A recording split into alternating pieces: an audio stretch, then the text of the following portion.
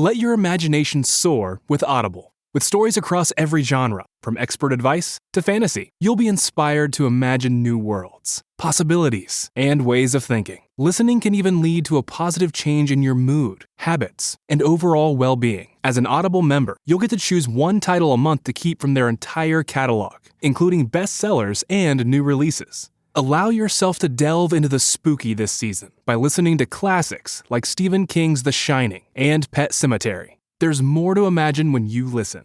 New members can try Audible free for 30 days. Visit audible.com/imagine or text imagine to 500-500. That's audible.com/imagine or text imagine to 500-500. Explaining football to the friend who's just there for the nachos? Hard. Tailgating from home like a pro with snacks and drinks everyone will love? An easy win. And with Instacart helping deliver the snack time MVPs to your door, you're ready for the game in as fast as 30 minutes. So you never miss a play or lose your seat on the couch or have to go head-to-head for the last chicken wing. Shop Game Day Faves on Instacart and enjoy $0 delivery fees on your first 3 grocery orders. Offer valid for a limited time. Other fees and terms apply. Editaudio.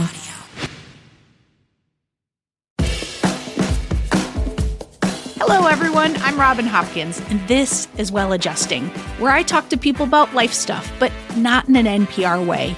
It's more like we're at the bar, having cocktails, getting into your business sort of way. It's giving drunk NPR. Oh, and producer Steph is here too. Hello. Today we chat, well, checking boxes in the pursuit of meaningful work. Hi, friends. Welcome back. And have we got a doozy of a chat for you today. I'm so excited. Okay, full disclosure, there were quite a few points in this conversation where my head hurt because I was trying to get into Masha's brain. Now, she is so smart, y'all. She's accomplished. I mean, she reads Dostoevsky for, relaxing purposes, okay? She started several successful tech companies. Though Masha would probably fight me on my use of the word successful. But I am saying it, Masha. Do you hear me?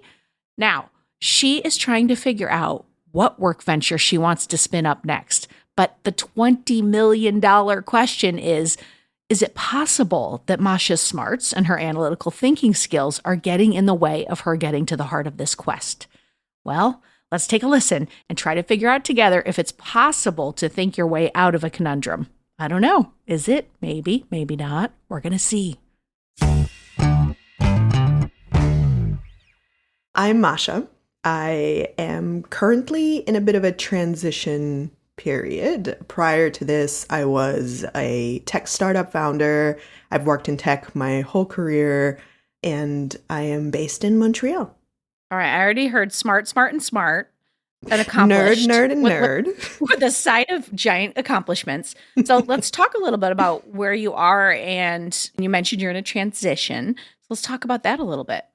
Yeah, I'm still very much there. I'm, figuring out my next move because I feel like I have relinquished the things that used to motivate me. And I have not yet necessarily found the next North Star. So I'm in this period of curiosity to kind of just find what is the direction setting now, right? Because if before it was like, to your point, achievement, accomplishment. Someone said the other day to me that they're like, oh, I looked at your LinkedIn profile and it's so impressive. I'm like, interesting take, because I look at my LinkedIn profile and it's like, the graveyard of things that didn't work, So whatever, all in the eyes of the LinkedIn profile looker, I guess. Well, there's something about when you list out things you've done that's like, I did some shit, look at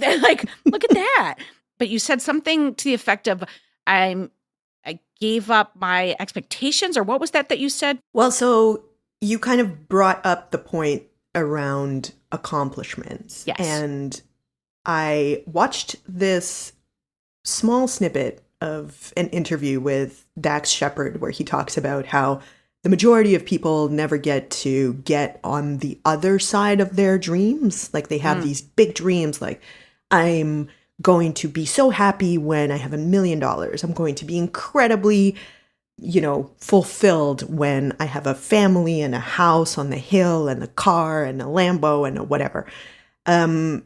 But But most people never really get to the other side of their dreams where they have actually accomplished them. And he was like, well, I have. Like, I made $1 million.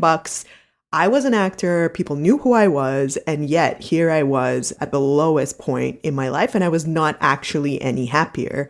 And I like to do these things that I call napitations, which is really just like mostly a nap, but I put in a yoga nidra meditation at the same time.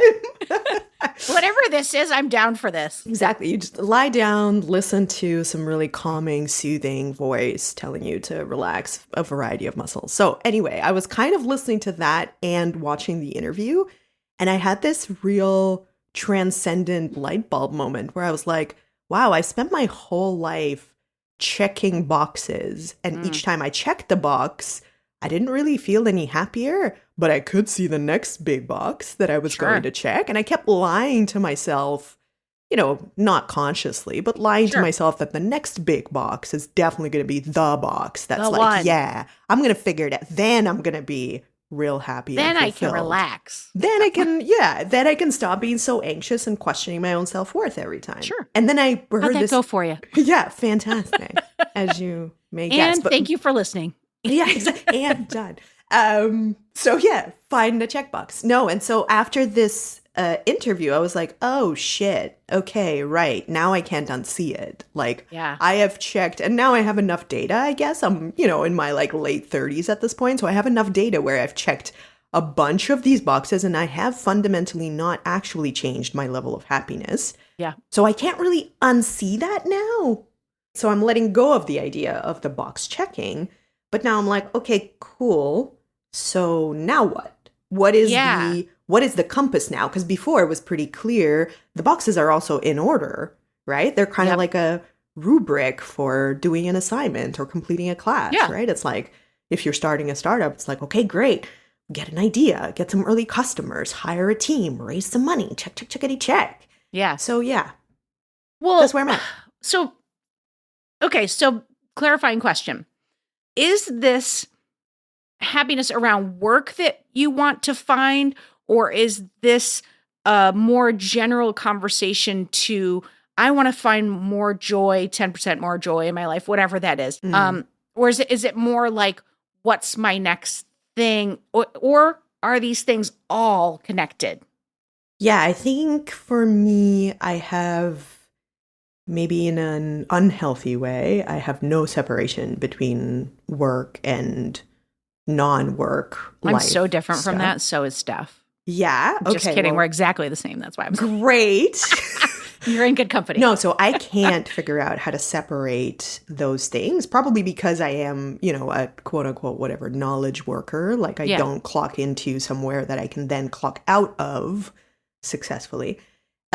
So I feel like I have the idea in my head that my motivations generally are actually similar across my life and my work and my non-work, in the sense that if I was checking boxes in my work, I was probably checking boxes in my personal relationship and my health, fitness, etc. Right? So now it's almost like that paradigm has clearly not actually served me to the way that I thought it would. So what is the new paradigm? Yeah, because it's almost like you're just saying like your operating system isn't working, and you want to replace it, but you're not sure what with. Right. And what's really interesting and what is a pitfall and is that you then want to check the box of changing. So like a checkbox, right? I think is kind of like fairly well defined. At least for me, it was in the sense that it was like start a startup. Okay, check. Raise $1 million. Okay, check. Right. So it's like it's a clear, defined thing that is like a goal. What if we're saying that doesn't super serve us? What if the actual only directionality is to follow curiosity? Yeah. Right? Like, what if? And that is just one idea. Like, maybe there are other things. Maybe some people follow money. Maybe some people follow putting their worth in family and not caring as much about work. You know what I mean? So like I think there's many models for figuring out what success and fulfillment looks like for you. It's just I realized that even though I got into tech because it was so seemingly permissionless in the sense that like really young people who had on paper, no reason to be doing any of the things that they were doing, and yet they were doing them. Yeah. So that's always been exciting to me. But instead of getting motivated by that kind of intrinsically, it was still a thing that I was trying to do for like external validation. Sure. Like, hey, look, I've checked this box, right? So I think that's the piece that I'm trying to maybe let go a little bit more and cultivate something that's more intrinsically fulfilling, and maybe intrinsically fulfilling through the journey versus getting to some kind of a destination and then being like, okay, great, I'm done. I'm happy now. Now what? Well, let me ask you a practical question without getting too into your business. What does your like financial setup look like? Because, because if like for some people, like if I, all of a sudden my money paying job went away, I'd be like, I have to hustle ASAP and I have to find something, and I don't have the space or time to do that. So are you able to take this space and time? Yeah, so I'm pretty lucky in that sense. I have like really incredible support systems, and I'm able to reduce my, let's throw in another tech jargon, personal burn rate. Oh my God. Pretty well. I can just spend less money, guys. Yeah, That's what I'm saying. I can spend less money in a month than, I would normally or whatever. So I have a little bit for you. Yeah, and that's comfy, but there's still an end point to it, right? I'm not independently wealthy enough to just kind of mess around forever. But also I would add in an and that you seem very purpose driven. Yeah, I've always been a driver. That's true fundamentally. I think the piece that had derailed me a little bit is that I keep realizing that I'm driving and I'm caring so much and I'm doing all these things because that's just natural to me, toward no impact that I'm either proud of or even able to recognize. So it's funny that you say I'm purpose driven. It's like, yes, clearly I need to know why I'm doing the things that I'm doing. And I think that is the part that's missing right now. Yeah, which well, is like, when I say purpose driven, I mean like you want to move a thing. You want to do a thing. Yeah. Yeah. Well, that's what I was thinking. Is there like a middle road of Dax Shepard and this thinking and Masha, who's just like, I got to do all this stuff. Like, so is there a middle road where you're like where there's an acceptance of who you are at the core, which is that you can take away the boxes, but you're still going to have outlines and plans and you're going to be trying to do shit. But like, could you be doing it in a way where you're not trying to get at any particular place? You're enjoying the process of the doing. Mm-hmm. Yeah, I think that's which key. By the way, isn't that like everyone's trying to do that? Like It's like the hello Buddhism, meditation, be in the present moment, but like how hard that is. Mm-hmm.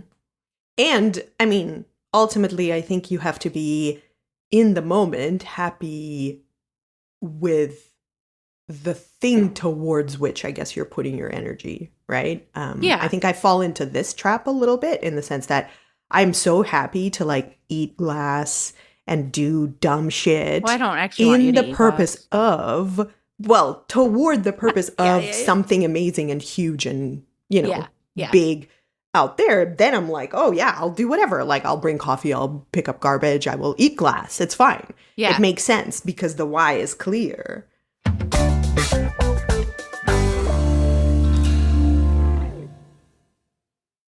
Are you struggling to close deals? Cold outreach is wasting the time of both the buyer and seller at every stage, especially when sellers are using shallow and outdated data. Your organization can overcome these challenges with technology that translates comprehensive, high-quality buyer data into real-time insights. These deeper insights empower sales reps and teams to adopt the habits of top performers, which leads to better outcomes, like more pipeline, higher win rates, and larger deals. We call this deep sales. And we've built the first deep sales platform with the next generation of LinkedIn Sales Navigator. Right now, you can try LinkedIn Sales Navigator and get a 60-day free trial at linkedin.com/trial. That's linkedin.com/trial for a 60-day free trial. Let LinkedIn Sales Navigator help you sell like a superstar today. Just go to linkedin.com/trial and get started. My dad works in B2B marketing. He came by my school for career day and said he was a big ROAS man. Then he told everyone how much he loved calculating his return on ad spend.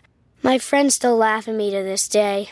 Not everyone gets B2B, but with LinkedIn, you'll be able to reach people who do. Get a $100 credit on your next ad campaign. Go to linkedin.com/results to claim your credit. That's linkedin.com/results. Terms and conditions apply. LinkedIn, the place to be, to be. You know that feeling when your favorite brand really gets you? Deliver that feeling to your customers every time. Memorable moments like these are key to building your business and your brand. Klaviyo turns your customer data into real-time connections across AI-powered email, SMS, and more, making every moment count, so you can continue to build smarter, more meaningful relationships with your customers. Build smarter digital relationships with your customers and make every moment count with Klaviyo. Learn more at klaviyo.com/BFCM. Let me ask you this question. If there were no constraints, money was not an object, time was not an object, you wouldn't be disappointing anyone, you wouldn't be worried about anything. Like someone just came down with a wand and just was like, zing, and you could have it. Do you know what that thing is you would want to build or do or be a part of? Or the indicators of what would make you happy? Like, do you know the answer to that question? I know a lot of the hows, in the sense of like, I know that I want to work with a team of, incredible individuals whom I love and I want to kind of be around, and we have kind of an improv-like style of working together, et cetera, et cetera. So I know that that's true. And when I'm in a team like that, that makes me really happy. Okay. I also know that broadly, like, even though there are a lot of disgusting aspects to it, I still feel like, or should I say uninspiring? Probably. Even though there are still a lot of really uninspiring aspects to the tech industry, it's still the one that excites me the most. It's still the one where I see the most. It's a cozy sweater. Yeah. Well, and also I think like just the potential of making something out of nothing has always been incredibly fascinating to me. And I can't like let that go, because I think that is a fundamental truth that I do believe.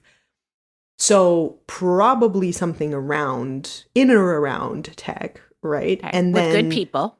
With good people. Okay. And so like realistically, I just want to build cool shit with cool people and have fun doing it, right? Yeah. And so that's a filter. Okay. But that almost feels like a way to decide what not to do. Yes. Like if those things are not met, then it's like, okay, clearly this is not for me. And I have, a fair amount of those criteria. But in terms of picking a direction in which you do want to go, that's like a shit filter. Because it's so broad. Well, because it's so broad, right? So like if I'm a driver and I'm trying to pick a direction, knowing that I want to do it with good people and I want it to be cool doesn't really filter down the world, right? It doesn't help me decide. It helps me decide in a negative sense. Dare I say, might I push back on that? Please. I think it is not always easy to find good people to work with. I think there's a lot of shitheads. I said it. I apologize to you shitheads. But I think that it is not always easy to find like-minded, strong people you want to work with. So I would say that first.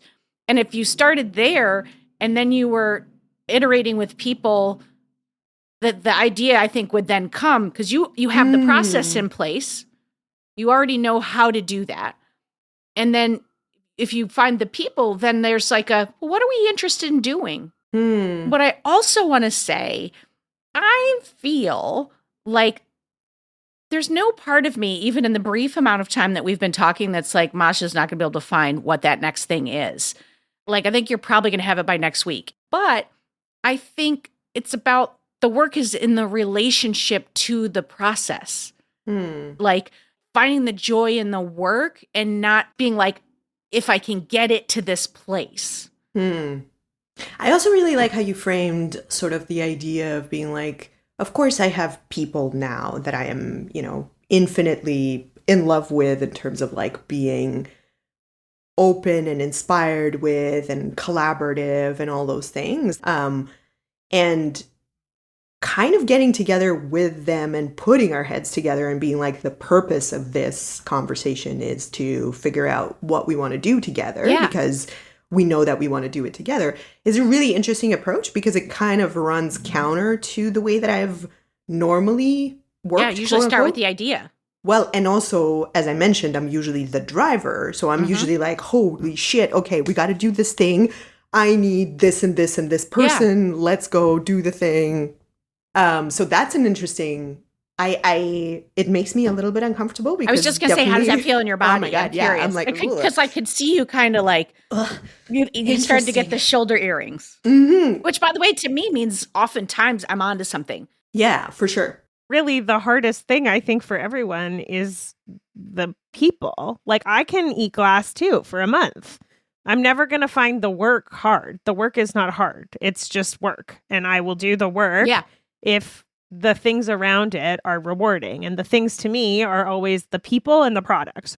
But what I will say is like in the art world, it's like so normal and so common to just like get a group of artists together that like to make art, who enjoy working with each other and have similar values. I wouldn't even say like interests or like anything, just like similar vibes on how to like work together. And then to be like, let's just make a thing together and see what happens. Like that's improv. That's most art installations. That's most art collectives. That's like so normal. And I don't know why that's like so frowned upon in like business. I think because there's more money tied to it, right? So it's like driving. That's the part that's the most fun, to be quite honest. That's the part where you're getting to be like, what is this thing? Then once it's a thing, then it's just tasks. To a certain extent, you know, like you can create a podcast. The time where we're in the development phase is when I get to talk to people. And then 90% of the thing is sending emails, putting something in a spreadsheet, following up, you know, it's like that, all that. Eating glass. Is the work. Eating glass. Eating glass. Exactly. So it's like that to me is the exciting part. But I think that even if you were to, I think why this is a two-part conversation is because even if you were to do that, let's say you free yourself up and you go, I'm approaching this differently. There's 5 people, you know, I've always wanted to work with these 5 people. And you sit down, you're like, what are we doing? I think that the thing is, as soon as it becomes a thing, you might wander right back over to Checkboxville. Because then you'll know all of your experience will tell you what you need to succeed, what you need to hit this level, what you need to monetize it. And all that experience has to come with you. It has to, because otherwise then you're just like, I don't know, you're in an improv group, like doing scenes in your living room. But like, in order for it to be a thing that you can monetize and turn into a business, if that is in fact your goal, because you need to eat. Right. So then what would be a level of success? Or like, what would a day look like if, let's say you got your 5 friends, you guys come up with this amazing idea and you start on it and you start working on it, and there has to be a plan. So you build a plan, but what would your life look like if you were in a positive relationship with this versus checkboxing? And do you know? Yeah, it's a great question. I'll tell you what made me uncomfortable when you said, you know, let's get around the table with 5 friends and kind of hash things out. The thing that made me uncomfortable there is the thing that gives me the most anxiety are those meetings where everybody's just kind of like sitting there and staring at each other and just like looking in each other's mouths and like waiting for somebody to just like give them some kind of something to do. And not that I have friends that would do that. Like somebody will come up with something, but that is the thing that gives me the most anxiety. It's like, okay, I can't do this. Like somebody has to drive. Does anybody want to drive? I will drive. Okay, great. Let's go. Well, but this goes back to like who you would choose. If this is an approach you are interested in taking, we have to say that because you might think about it and be like, no, thank you. Right. But if it is, you would need to choose people who sit around that table with you and who are like, okay, I got a whiteboard. No idea is bad. Let's just throw shit out. Now, within that, this is going to shock no one, but of course I'm on the co-op board for my apartment building because I can't stop myself. And I was on the committee to try to implement a flip tax. Again, stop it, Robin, but I can't. and everyone was working together. But of course, I showed up as like sort of the admin of the group. So when we left, I would be like, okay, takeaways. You said you're going to work on this. You're going to work on that. I will always and forever fall into that role. That is just who I am. That's why people want me in the committee in the first place. So it's like you'd show up, but then separating out the conversation of just being like, let's just talk. What do we want to do? So like if anyone is sitting and staring at your mouth, then they shouldn't be around that table with you. Mm-hmm. Yeah, it does come down to selection in that sense, for sure. So coming back to the question that you definitely sidestepped. Probably did. What would it look like if you were in alignment with your goal of not deriving happiness from the success or failure of a thing? Like, can you say what that might look like? Yeah, and I've experienced that, right? Okay, there have been moments of that experience, and I appreciate and cherish those and definitely hope that I will be able to do that again. I think what has been, and maybe why I'm so stuck on this, like, okay, what is the directionality here? Like, what do I use as my Ariadne's thread, right? Is the fact that I was able to be in those situations with people that I love, building things that we thought were cool. Yeah. And feel like I'm having a party on the deck of the Titanic because the broader infrastructure around it was either failing or otherwise being impactful in negative ways that I didn't want to support. I have confidence that problem that you just said, you can solve. Like you get your people, you have your idea, and you want to create a space where it isn't the deck of the Titanic. I haven't yet. I think that's the problem. Yeah, but you have a lot of learnings. Yeah. But that's think the fear, I think, right now. Yes, and I think the thing we're circling around is that if you can't articulate what the positive thing that it would look like, if you can't say it would look like this, I would feel this, I would feel this. If you can't articulate that, I don't know how you can get that, how you can build it.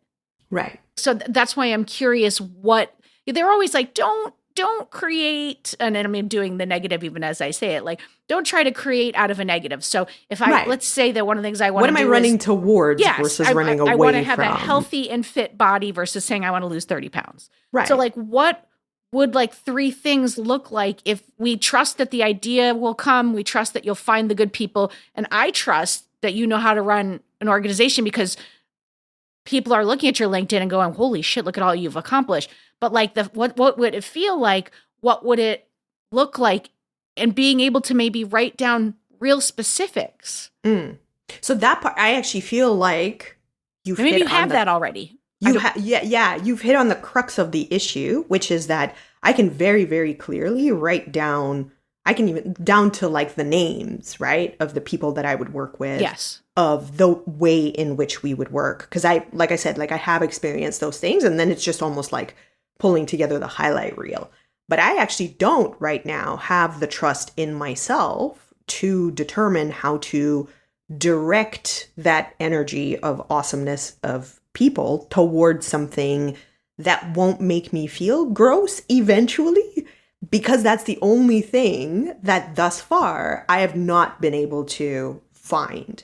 Like, there have been situations, and this is why it's almost like, shit, I've always lived my life on kind of like a greedy algorithm approach where I just like select the thing that feels the most awesome in the moment, and I kind of roll with that. But that also has gotten me in situations where I am in rooms with awesome people and I'm enjoying what I'm doing right now. And then like months or whatever later, I go, oh yeah, okay, well, that burnt me out because it was awesome, but it amounted to either nothing or something negative, right? So it's what's the negative that it would amount to? Well, like, oh man, actually, I have a great example. Okay. So my previous startup, that we've been working on for 4 years and I'm kind of sunsetting at this stage, was in the AI for sales space. And I got into the space without knowing kind of anything about sales, really. Like, the go-to-market side of the house was complete news to me, which again, this is why I love tech, because it's like, well, we're going to figure it out, right? Yeah. And fine. So in the process of figuring it out, I learned a lot more about sales. However, the more I learned, the more gross it turned out to be, in my view. Sales is super right? gross, for sure. It was like, I don't know, have you guys heard about revenue swapping? No. Like, literally people completely openly talk about the, like, post on LinkedIn about it kind of thing. But, like, it's basically at the end of a quarter, if I'm a sales leader and I'm short, 100, 200K from my forecast, I call up my other sales leader buddies at other companies and I go, hey, can you buy my thing for 200K and I'll buy your thing for 200K so we can both hit our targets? I was like, gross. excuse me, this is... You're like, building, that's a house of cards is what This it is. is not okay, though, right? Yeah. Like, this has Yeah. to be illegal on some level, and clearly not, because Yeah. people are, like, very openly discussing these things, and they're like, pros and cons of revenue swapping. I'm like, please. So, anyway, it took me a long time to kind of extricate myself from, oh man, I really don't want to be working with this anymore. I had an incredible team. We were building really cool shit. But then all of a sudden, we were in this space where the more I learned about it, I was like, oh my God, the impact I'm going to make here might actually end up being net negative. So Yeah. I mean, I'm having like a lot of thoughts because there's a part of me that's like, feels like you're circling a little. Those are learnings, right? Of like, as we go, like every bad date I had led me to Mary, which is the one that stuck. So it's like, it doesn't have to be a bad thing, and it could just be like a more learning into your next thing. Like, it doesn't mean you won't make a mistake, but then the mistake isn't, it was all a mistake. No, totally. And I don't feel that way. I think more that it's just interesting when we discuss like, okay, let's build a team and do this ideation thing and just do, whatever, make whatever we decide is awesome and cool to us. That has kind of led me astray now a few times, even working with an amazing team and even building things that we thought was cool, ended up in spaces where we were like, oh, wow, this is not great, actually, right? If we take a broader view of it. So to your point, maybe it is just a learning, but I think it's hard for me to go, well, all we're going to do is get together with a team of awesome people and build some stuff, because that's how I ended up kind of in those previous situations. Yeah. I mean, to a certain extent, it's like, that is part of tech, right? That's the whole like build it, ship it, fix it later, vibe of it all. It's like tech moves so fast. And I wonder if there's like I know a lot of actors who are just like, I fucking hate the audition process. And I'm like, well, that's an inherent in the business. So you have to get right with it. Like maybe there's a part of just like accepting that could be one of the outcomes, is that because when you're moving so fast at ideas, I don't know that you could afford to do think tanks for 2 years before you launch something. And I don't know how you get learnings without moving it forward. It just might be something to think about. Is there like some work to do with just getting right? Like just being a little more comfortable with that uncomfortableness, because it's like trying to prevent it. I think that's a thing of what you don't want, but what's a thing that you want? Like you've been able to identify a few of the things like that you want to work with cool people. You want it to be in the tech space, but like, I do think there's a real exploration of what your life would look like if it was working. Because I think then that can be your North Star. Like that can be the thing that helps guide you when you're making these decisions. If you know what your days would look like, or how you would feel accomplished, or feel like this is not gross. Yeah, I love that idea. And I don't think that's something we're getting to today. I think that's a thing I would ask you to think about. Yeah, I think I have to go away and redo the Odyssey planning exercise or whatever. I don't know what that is. That Steph, sounds what was like your a question great Robin plan. Oh, remember? It's like there 17 was like hours ago. I think it's like a design tool where you do like 3 lives and you think about, like 5 years out or something. And then you do one that's kind of like the default. And then you do another one that was like, oh, what if like money was no object, or whatever your biggest constraint is on your default? What's that one? And then you do a third one that's just like totally nuts, like whatever, anything is possible, and then kind of get inspired by those things and like pull them in and see how they make you feel, etc. Because like I did, and that's exactly what I want you to do. That's exactly it. I feel like maybe I should redo it because I have done it many times. I want to do it.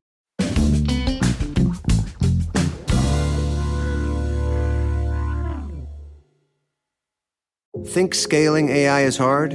Think again. With Watson X, you can deploy AI across any environment. Above the clouds, helping pilots navigate flights, and on lots of clouds, helping employees automate tasks. On-prem, so designers can access proprietary data, and on the edge, so remote bank tellers can assist customers. Watson X works anywhere, so you can scale AI everywhere. Learn more at ibm.com/WatsonX. IBM. Let's create. Credit Karma makes building your credit straightforward and stress-free with help from our credit builder. Sign up today at creditkarma.com and start enhancing your financial health. Credit Karma, your partner in building a brighter financial future. Credit Builder plan is serviced by Credit Karma Credit Builder and requires a line of credit and savings account provided by Cross River Bank, member FDIC. It's better over here. AT&T customers, switching to T-Mobile has never been easier. We'll pay off your existing phone and give you a new one free, all on America's largest 5G network. Visit T-Mobile.com/carrierfreedom to switch today. Pay off up to $650 via virtual prepaid MasterCard in 15 days. Free phone up to $830 via 24 monthly bill credits plus tax. Qualifying port-in, trade-in service on Go 5G Next and credit required. Contact us before canceling entire account to continue bill credits or credit stop and balance and required finance agreement is due. I feel like we're talking about all of these things that are like hypothetical, first of all, or past or future. But like you're a human right now and you're struggling with this. So like how is it showing up for you right now? Like what is going on that is making you feel, how do you feel? What is happening? Some type of way. Cool. No, well, so I'm in therapy always. Hashtag always therapy. So it was interesting, the trajectory. We decided to start shutting down the company back in the beginning of the summer. We let the team go at the end of June. And so it's been coming up, I guess, on 3 months, 2.5 months since we've done it. And there's been a roller coaster of emotions coming out of it. A huge sense of relief where I no longer have to keep doing the thing that's clearly not working or trying to pretend like it's working or sell it to other people or convince myself. So that came with a big sense of relief. There was, of course, a bunch of sadness around, hey, I'm not going to get for the moment to work with these awesome people that I have been working with for 4 years. And generally, I guess, a sadness of like, hey, we've been trying to do this thing and it hasn't worked, right? So like fundamentally, that's pretty much a bummer. Yeah. There's a grieving process for when you put that much time into something and it doesn't lift the way you want. Yeah. And, you know, there are a lot of people who have been extremely supportive. So I guess even if it's not conscious, I, of course, feel like I'm letting people down, including my family, my employees, my investors, etc., right? So overall, there was some sadness there. And there was also for a while a sense of just needing rest. Because when you are pushing something that isn't clear whether it's going to work and you're being bombarded with information, essentially oversaturated in terms of, you know, being overstimulated too every day for almost 4 years, there is a sense of like, exhale. Mm-hmm. And so for me, that lasted a few weeks where all I did was just, you know, read Dostoevsky and like tan on my patio because I could not. There was also a moment in time, like right after the kind of initial closure where I felt a huge sense of relief, but maybe like the sadness and the tiredness hadn't hit yet, where I was like, I'm going to make content. I'm going to do this thing and whatever. Learn French. That lasted 2 whole weeks, and I was firing on all cylinders. I was going to say, I knew it as soon as I said it. Damn it. So anyway, that came kind of to like a screeching halt and fell away, and then I was just kind of out of it. And then I started noticing that like one day a week, I would start getting bored. But then it would kind of, the feeling would go away. I'd be like, no, still gonna read and eat some cherries and tan. And then it was like 2 days a week. And all of a sudden it was like 3 days a week. And I've started realizing that it was kind of bringing me down, where I couldn't just like be in my boredom, and my therapist kind of advised this as well. He was like, you should sit with that feeling. I was like, this feeling sucks. Why would I sit with it? What do you mean? Thank you. No. And so I think I'm now at a point where no better resolved on how to actually deal with the boredom other than find something to do, right? And so I've started coaching some early stage founders. I'm really enjoying, having conversations with other, especially women CEOs who are starting their own companies and they don't have a ton of support. That's obviously not going to feed me, but it feels like more of a soul feeding kind of a situation. And I have a bunch of climbing trips coming up. So I don't have time to work. I like that for you. I love that for you. I love cherries. I love tanning. I love Dostoevsky. But I asked that question, and I feel like you even answered it with proving the reason I asked the question, which is that it was a trap. It was a trap all along. Set a trap and got me. No, I feel like you are sort of doing something that I do sometimes, which is like not feeling much or like not like identifying the feeling, but like almost from like a conceptual place rather than like a body place. I heard something at the very beginning that has like come up a few times and I wrote it down. You said like your LinkedIn profile is like people are like, wow, look at how amazing you are. And you're like, look at all the things that I've done that have failed. And you've like sort of said that a few times. And so I would say that the gift you should give yourself is to maybe like write a little mantra or something of like ways you can trust in yourself and the like beautiful things that you've built and made and how you always have a direction. Like you have a direction. Yeah. The thing is that the problem you're solving for is fake. Like it's real, but it's fake. Great. Like I'm so glad you're saying that stuff because it's exactly what I wanted to say is like you have everything you need. And it's like, I do agree with Steph that you're very conceptual. You're leading with your thoughts and because you're very clearly intelligent. And I would challenge you as your homework to like, I would have you put, I have everything I need as one of your mantras, because I believe that when you start whatever process you're going to start, in order to come away from the checkboxing, which is the original thing that we started talking about, is that you just have to pay attention to how you feel and you just have to pay attention to the process. And it would be very helpful to stop in the moments and be like, is this bringing me joy? Is this what I want to do? What are my instincts? You are so clearly high processing, but I would love to see you slow down and come in and be like, I have everything I need to think about this.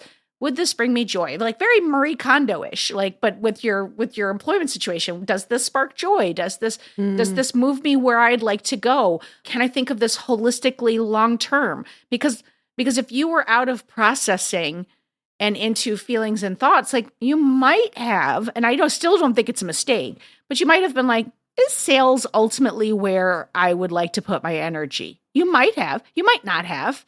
I suspect you were in the problem solving side of it, being like, oh, this is awesome. We could market this. We could sell this. But like, it'd be nice to more checking in here in the heart. Well, okay. There's like a ton of things that y'all said that kind of resonated. One of them, just from what Steph was saying, is it's funny because I'm saying I don't want to be checking any more boxes because that clearly has not made me happy. And so what I'm trying to do is to be like, well, what is a post-box paradigm? Or like, what is like a different, maybe I need to figure out a different intrinsic box or something else, right? Yeah. Which is like, okay, fine, like maybe. But also what's interesting about it is that I'm actually just like afraid of doing the same thing that I have done before kind of thing. So like that's where the discomfort is in a sense.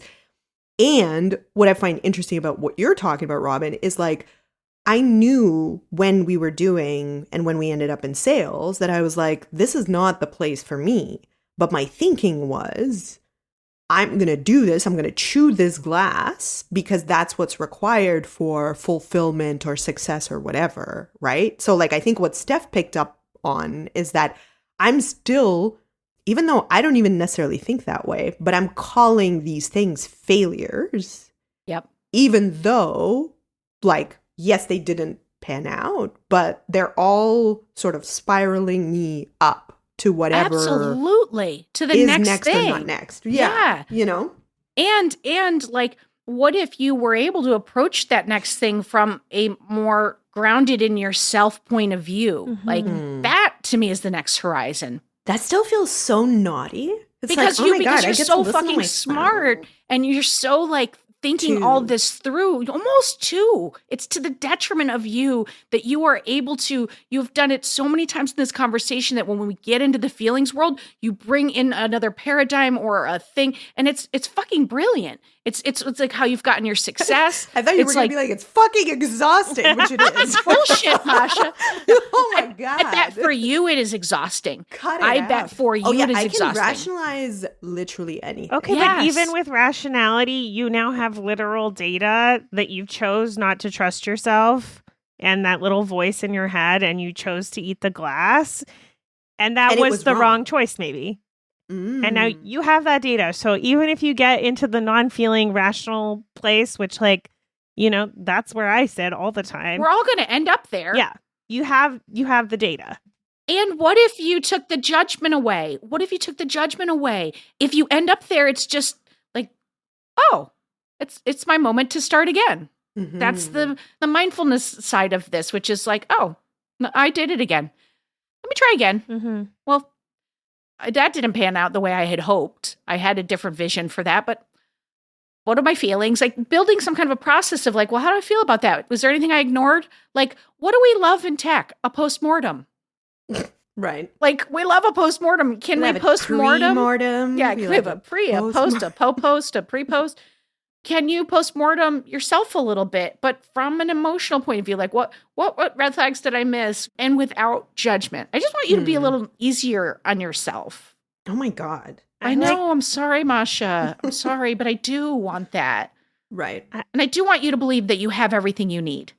You don't need to be somebody different. You don't need, like, you do, like, it's clear.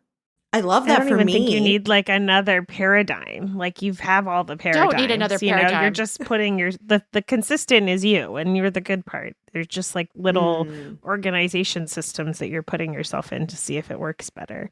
I always take notes when I'm like in these so that I can focus because it's me. And I have 3 things underlined, and they say approach work like art collaborativeness, which I don't think that's a word, but today it is. It is now. Play more, trust in self. And honestly, I'm like, those are good notes, subconscious of Steph's brain. I feel like those are my 3 things that I feel like you should write on a sticky note and like do all the time. Also, you just came up with the paradigm. Like the new paradigm. Masha, we were making such good progress. This is it. I'm saying, like, the new paradigm is trust yourself. I think that's when you will know you're doing a Masha, is when you are starting to think in that kind of language of like building systems that are not the doing work, but like of the who I want to be and where I want to be. As soon as you start going down that road, you know you're doing a Masha and you need to come back. Like that's your like snap a rubber band on your wrist moment. Is if you start trying to build paradigms. It's a fair point. I'm going to try that. I think it's going to be interesting to see. I don't do that, right? So yeah, it's going to be interesting to see what that's like. Like the idea of not living in my head all the time is an interesting one. Well, I mean, I want to say thank you because I think this was a space that's different from how you normally operate, regardless of going to therapy. Just of like, this is kind of like an open round table of like, well, what about this? Or what about that? Like, there's no, like, we're not saying it's this answer, which we almost never do. And you're like actively discouraging my being too smart about it. Because I'm like, sorry, that's my whole identity. What do you mean? Because you are. So you already own that. Let's strengthen a different muscle. It's like those fucking gym guys that only do the arms. I'm like, guys, can we do the leg day once Maybe once a month, can we have a leg day? But I want to say thank you for like coming and just like sitting and exploring with us in this space. And I think what I found really interesting about this conversation, what I will take away is even the same thing I'm saying to you is that I have all the answers within me. And sometimes it's just as simple as asking a lot of questions and then dialing in and going, no, that doesn't feel right. Or, ooh, I felt a little tingle. That I go toward the tingle. Now that sounds super dirty, but go toward the tingle, Masha. You know what? I love that. I mean, that's the mantra. That might be a great mantra regardless.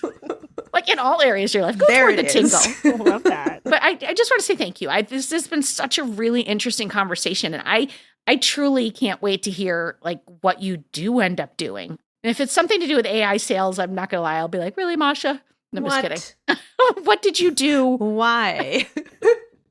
Thanks, Robin. But thank you. This was so lovely. Thank you.